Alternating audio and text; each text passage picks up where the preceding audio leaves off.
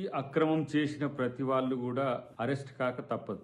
ఈ మధ్య పదే పదే ట్విట్టర్ నన్ను దమ్ముంటే అరెస్ట్ చేసుకోండి, సన్నాయి నొక్కులు నొక్కుతున్న వైనం మనం చూస్తున్నాం.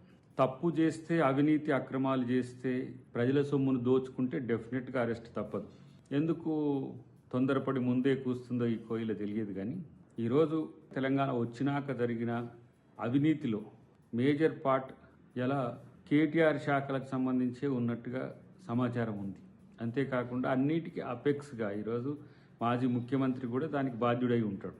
కాబట్టి అరెస్ట్ చేయండి దమ్ము ఉంటే అనేది కాదు. అవినీతి జరిగితే అరెస్టు ఉంటుంది, అక్రమం జరిగితే అరెస్టు ఉంటుంది. కాబట్టి అవి ప్రాతిపదిక లేకుండా మీ మాదిరిగా ఇష్టం వచ్చినట్టుగా మీకు వ్యతిరేకంగా ఉంటే తీసుకొచ్చి జైల్లో పెట్టినట్టుగా, జైల్లో పెడితే గమ్మున కూర్చుంటారని గతంలో మీరు అనుకున్నట్టు ఫార్ములా ఈ ప్రభుత్వానికి ఉండదు.